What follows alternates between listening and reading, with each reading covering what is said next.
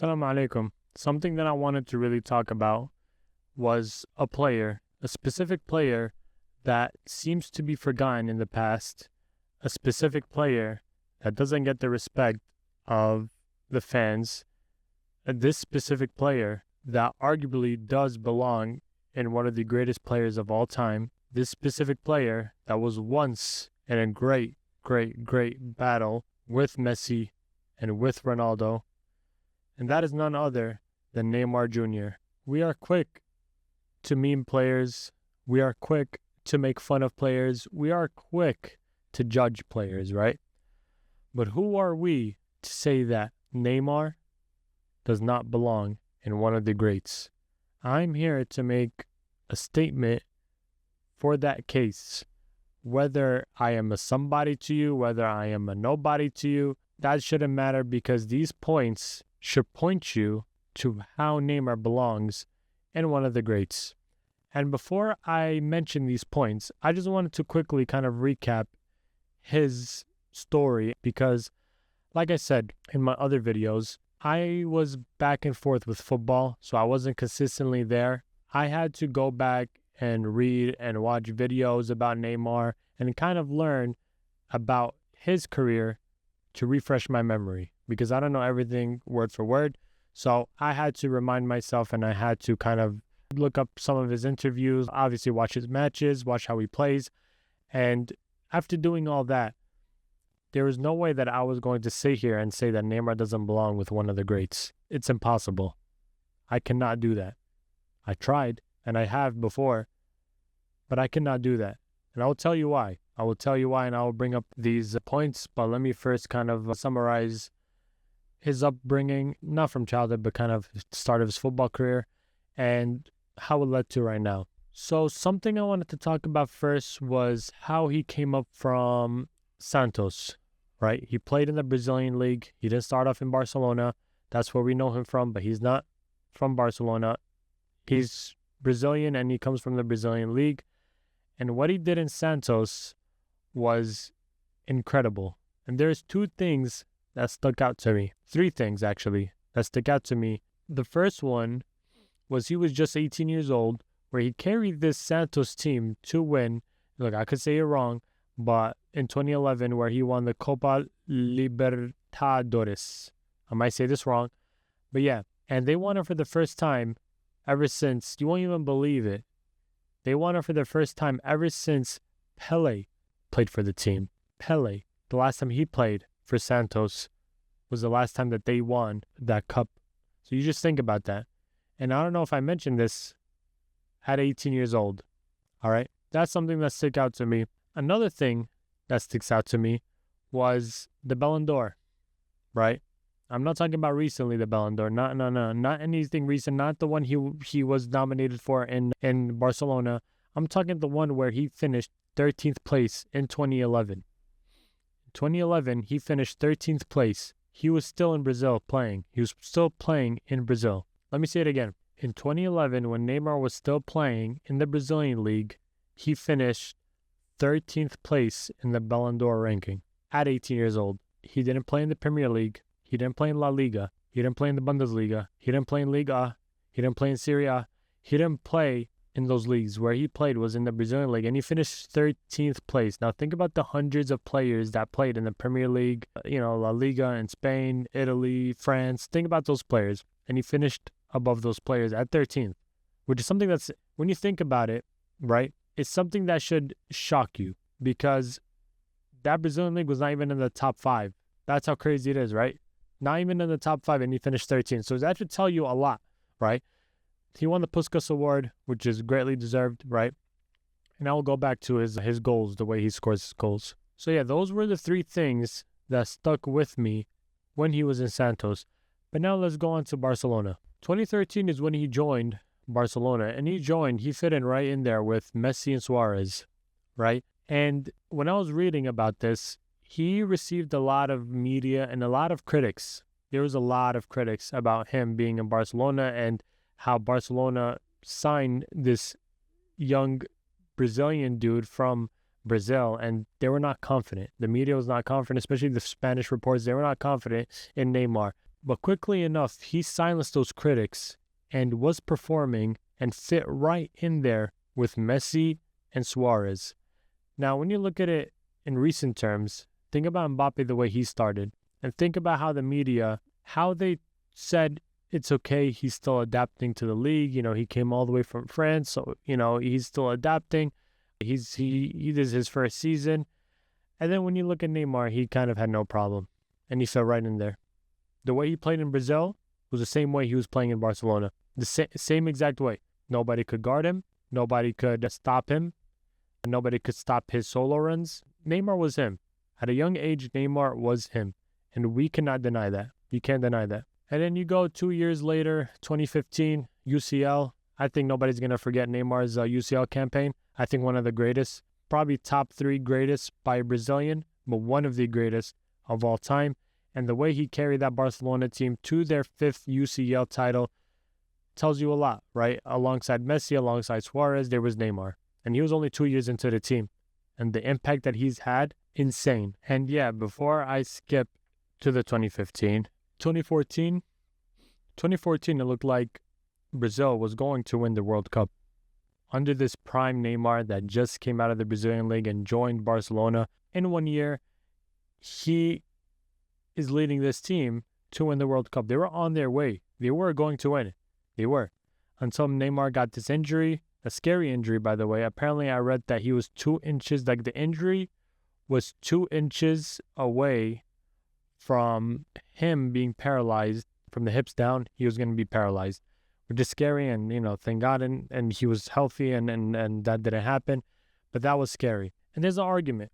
There's a huge argument, right? That Brazil has not been the same ever since 2014, especially when Neymar doesn't play in the Brazilian national team. Everybody says Brazilian football is no longer there. That's not me saying it. Go online and read the comments and watch YouTubers, right? Because that's where I got it. So yeah, going back to 2015, Neymar, 2015, that was peak Neymar. Peak Neymar scoring 39 goals, right? He scored 39 goals, carried this Barcelona team.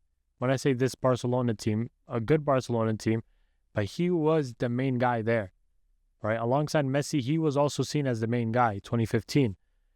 And he carried them through that, and he carried them through those knockout stages and scored in the semifinal, scored in the final, and they won the UCL. He was unstoppable. At that point, nobody could touch Neymar. He was that man. So yeah, he was seen unstoppable up until 2017, where, a world record transfer, 222 euros, and there he moved to PSG. A lot of people would like to say and like to argue that Neymar, that's where he kind of fell off. In a career level, yes, but you have to look at it from an individual performance. Neymar did not stop. He was still getting his goals. He was still scoring the same way he did in Barcelona and back in Brazil in Santos. He was still scoring those same goals. He was still playing the same way. But now it's happening in France. The question was, and here's the answer, is it the same way as when he played in Barcelona? No, because he was in the French league, right? No disrespect to the French league, but it was not the top league. It was not in the top 5 leagues, right? And it's kind of always in and out between 5 and 6. Recently, it's been in the top 5. But yeah, he didn't join this French team that needed leadership, right? He joined this French team that had Mbappe, right? And it wasn't like he overshined or, he shined over Mbappe. Mbappe was still the lead guy. He was still the main guy. If they had to sell a player, it was going to be Neymar.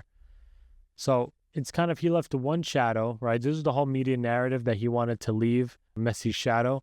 But let's say hypothetically he left Messi's shadow to join Mbappe's shadow. So that's where kind of things were like unbalanced for Neymar in his career. I felt like he could have moved to a different team. If he wanted to get out of Messi's shadows, let's say, go to maybe a Premier League team, go to another Spanish team. But going to PSG, that's where kind of he lost respect from the fans' perspective. But although he did that, it's not like he lost his form, because he did not. He did not lose his form. Besides the injuries, that's where kind of the injuries gathered up, right? But besides that, whenever he's back from injuries, whenever he's playing, whenever a healthy Neymar is playing, is a healthy play style. That's what you could say. So all these talks about Neymar going to PSG, that's where the disrespect led to. And also, if you guys didn't know, that's where he got the most injured. It was in PSG. That's where he got injured a lot. I'm not talking about Brazil. I'm not talking about national. I'm talking about in club-wise. I believe it was PSG where he got injured the most. I'm not saying like he spent a lot of time injured. I'm saying he got injured the most. It was in PSG. And that's where even the meme started. I'm sure you guys remember the Neymar role, right? Like, that's where the disrespect started for Neymar. But the transfer wasn't all about money. That transfer to PSG, it wasn't all about money. Maybe to his father it was, and maybe to him it kind of was. But I believe that he was saying that he was ready to lead his own team to win, right? Especially the UCL. And they got so close, but they lost. But it was him saying to the world that I'm ready to lead my own team. The expectation was there. The expectation for Neymar playing football, it was there. It was present. We would see it. If you search up on YouTube Neymar's highlight, you will see PSG highlights, and you can see similarities between how he played in PSG and how he played in Barcelona and how he played in Santos. The expectation was there, but something that was missing in PSG was that there was no more joy. The way we saw Neymar play in PSG was not the same as we saw when he played in Barcelona and when he played in Santos. And why was there no joy? That was the question. Why was there no joy anymore when he went to France? That is a question that I don't have the answer to. PSG Neymar didn't have the same energy. The energy was just not there as the same as when he had in Barcelona. The hype was not there anymore too. Let's be honest. The hype with Messi and Suarez, MSN, that trio, you guys got to understand that. I wasn't presently there watching them live, but I know that European teams were scared of that attacking trio, right? I know they didn't win a lot of UCLs, and, you know, there's these allegations and all those things that's going on, but I'm saying by their names and by their stats as well, they were dominant. They were dominant, all right? And this is coming, by the way, from a Real Madrid fan. I'm just speaking the truth and nothing but the truth. I still love my Real Madrid, and I will support them, and I believe they're the best club in history, but that is besides the point, all right? So, yeah, after PSG, you know, the World Cup 2022, Neymar, that was kind of like the revival of Neymar. Everybody saw it, by the way. If you guys saw the way Neymar played for Brazil in 2022 before the injury again, you would see that he was still playing like the same way. The way, especially how he got his goal against Croatia, you guys got to understand, Neymar always had this. He was young at the time too. What was he, 32, 33? He was young. That's considered pretty young. Yeah, after 2022 World Cup, he ended up joining Al Hilal right after Ronaldo. And yeah, played like 6 games, and then he was just injured until Al Hilal let him go. And then he's back in Santos where, you know, that kind of built up the hype a little bit because he's back to his childhood club. That's Neymar's career. Now you're trying to ask why or how is he one of the greatest? I just gave you a whole summary of what he did and everything. I talked about how he's been injured a lot and the money move. He only won 1 UCL, a couple of league titles. You got to understand that, to me, to be the greatest or to be considered one of the greatest doesn't come from only what you do on the pitch or what you do with your sport. There's also what you do with your sport, not in the sport, but what you do with the sport. Let me elaborate. So if you look at Muhammad Ali, if you look at Mike Tyson, if you look at these greatest players in their respective sports, if you look at Michael Jordan, LeBron James, right? These guys that I just mentioned to you, they didn't achieve to the best of their ability, right? Muhammad Ali, Mike Tyson, they were not undefeated. They don't have the most title defenses, right? Yet they're mentioned in one of the greatest. Michael Jordan, LeBron James, they don't have the most rings. They don't have the most MVPs, right? They don't have the most defensive player of the year. They don't have the most, yet they are mentioned in one of the greatest. And why is that? Why do people prefer LeBron over Jordan? And why do people prefer Jordan over LeBron? Why are people saying Muhammad Ali is the greatest when he doesn't even come close to Floyd Mayweather's record of 50-0? 50 wins and 0 losses. Floyd Mayweather. Yep, they put Muhammad Ali above him. Why is that? And I know the answer to that. Because greatness doesn't come within the sport.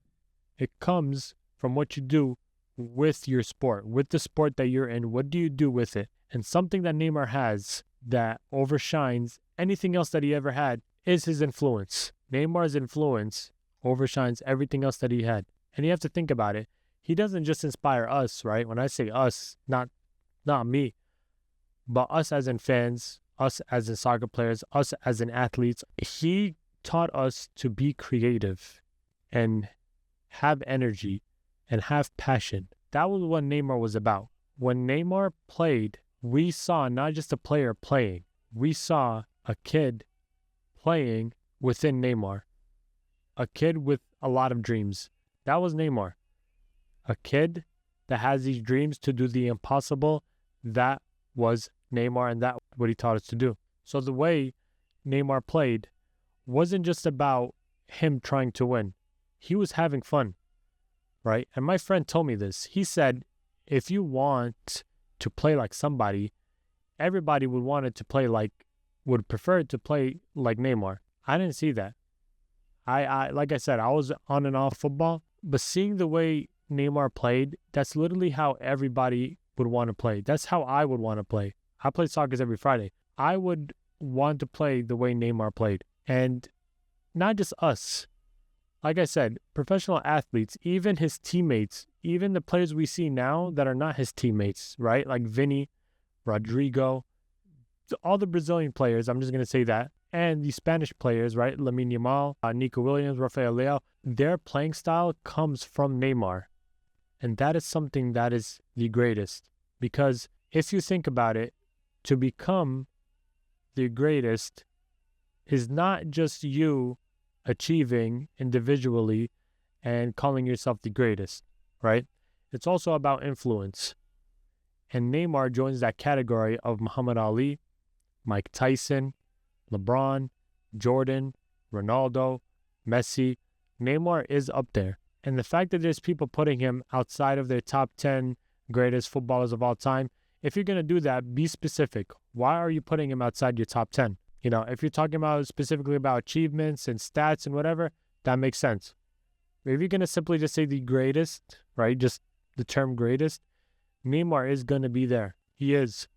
And all these players that you watch would say the same thing. They would not leave Neymar out of it. Yes, if you put him against Messi and Ronaldo, people would prefer Ronaldo, people would prefer Messi because they've achieved more in their sport as well. But he is up there. It was them, top 3. It was Neymar, Messi, and Ronaldo. So yeah, look, Neymar, he didn't win the Ballon d'Or. He didn't win the World Cup. But what Neymar did is make football beautiful again. Not a lot of players have done that.